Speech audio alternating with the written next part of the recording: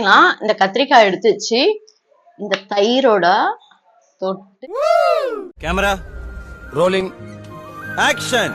Hi friends, welcome to Priya kitchen club. இப்ப பாத்தீங்கன்னா பிரியாணி வந்து எல்லா காய்கறி எல்லாம் போட்டு நம்ம பண்ணிருக்கோம். இப்ப வந்து புதுசா கத்திரிக்காய் போட்டு நம்ம பண்ணி பார்க்கலாம். எப்படி இருக்குன்னு பார்க்கலாமா? இப்போ கத்திரிக்காய் பிரியாணிக்கு தேவையான பொருட்கள், நான் 2 டம்ளர் அரிசி வச்சிருக்கேன். வீட்டுல பண்ற அரிசி தான், பாஸ்மதி ரைஸ் கிடையாது. உங்களுக்கு வேணும்னா பாஸ்மதி ரைஸ் போட்டுக்கோங்க. இப்ப வெங்காயம் வந்து நீட்டு சைஸ்ல இத மாதிரி கட் பண்ணி வச்சிருக்கேன். 2 வெங்காயம், பச்சை மிளகாய் 2, கத்திரிக்காய் வந்து 1/4 கிலோ வாங்கியிருக்கேன். இது வந்து பேக் சைடு வந்து 4ஆ கட் பண்ணி போட்டிருக்கேன். காம்போட போடுங்க. காம்பு வந்து மேல் கொஞ்சம் கட் பண்ணிட்டு போடுங்க. பச்சை பட்டாணி, புதினா, தக்காளி ஒரு 4 வந்து பொடி பொடியா கட் பண்ணி இத மாதிரி கட் பண்ணி வச்சிருக்கேன். நான் அப்படியே ஷாக் ஆயிட்டேன்.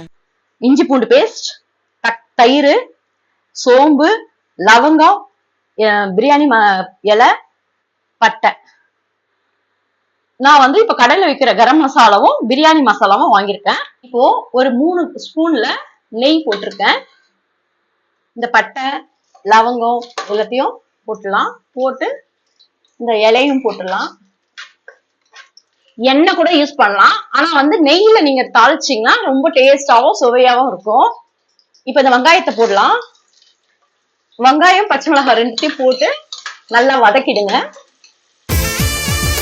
வெங்காயம் வதங்கும் போதே சால்ட் வந்து நான் 1 ஸ்பூன் ஃபுல்லா போட போறேன். மீதி வேணும்னா அப்புறமா கூட போட்டுக்கலாம். நல்லா வதக்குங்க, பிரவுன் ஆற அளவுக்கு வதக்குங்க. வெங்காயம் எவ்வளவு நல்லா வதங்குதோ பிரியாணி நல்லா டேஸ்டா இருக்கும். இந்த புதினாவை போட்டுடலாம். இப்போ தக்காளியும் போட்டுடலாம்.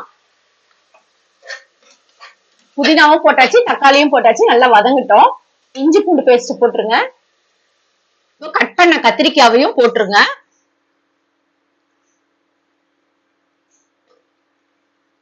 கொஞ்சம் கலருக்கு மஞ்சள் பொடி போட்டுக்குங்க. நான் 1/4 ஸ்பூன் போட்டிருக்கேன். நான் காரப்பொடி 1.5 ஸ்பூன் போட்டிருக்கேன். உங்களுக்கு எவ்வளவு தேவையோ அவ்வளவு போட்டுக்குங்க. இப்ப 1/2 ஸ்பூன் வந்து கரம் மசாலா போட்டிருக்கோம். பிரியாணி மசாலா 1/2 ஸ்பூன் போட்டிருக்கோம். இந்த சின்ன கப்ல தயிர் எல்லாத்தையும் போட்டு நல்லா கலந்து விடுங்க. இது நல்லா கலர்ஃபுல்லா வதங்கிட்டு, இது வந்து ஃபுல்லா வதங்க கூடாது. 1/4 வேக்காடு வதங்கும் போது இந்த அரிசியை போட்டுருங்க.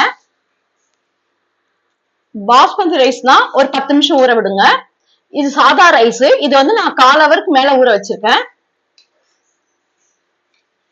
இது ஒரு 2 நிமிஷம் அந்த கிரேவில கொதிக்கிட்டோம். அரிசி என்ன நடந்தாலும் நான் இருக்கேன். இதுல வந்து அரிசி ஃபுல்லா நான் எடுத்திருக்கேன். இதுல வந்து 2 டம்ளர் தண்ணி கொட்டுங்க. இப்போ ஜலம் கொட்டியாச்சு. இது வந்து நல்லா வேகட்டும். ஒரு விசில் விடுங்க போதும். ஏன்டா ரொம்ப விசில் விட்டா கத்திரிக்காய் வந்து குழஞ்சிடும். அப்போ உங்களுக்கு கத்திரிக்காவுடைய பிரியாணின்னு தெரியாது. இப்ப பாத்தீங்கன்னா நான் வந்து ஒரு விசில் தான் விட்டேன். கத்திரிக்காய் பிரியாணி சூப்பரா நல்லா மலர்ந்து நல்லா சூப்பரா இருக்கு. இப்போ எப்படி இருக்குன்னு நம்ம டேஸ்ட் பார்க்கலாம்.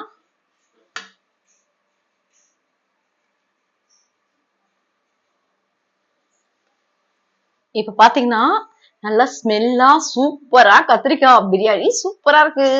வாங்க சாப்பிட்டு பார்க்கலாம். இப்ப பாத்தீங்கன்னா இந்த கத்திரிக்காய் எடுத்து வச்சு இந்த தயிரோட தொட்டு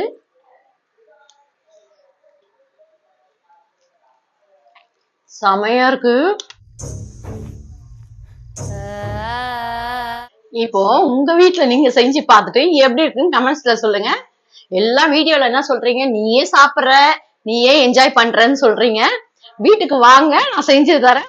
இந்த வீடியோ நீங்க ஃபர்ஸ்ட் டைம் பாக்குறதுனால லைக் பண்ணுங்க, ஷேர் பண்ணுங்க, பெல் பட்டன் அமுக்குங்க. பாய் ஃப்ரெண்ட்ஸ், நம்ம அடுத்த வீடியோல பார்க்கலாம்.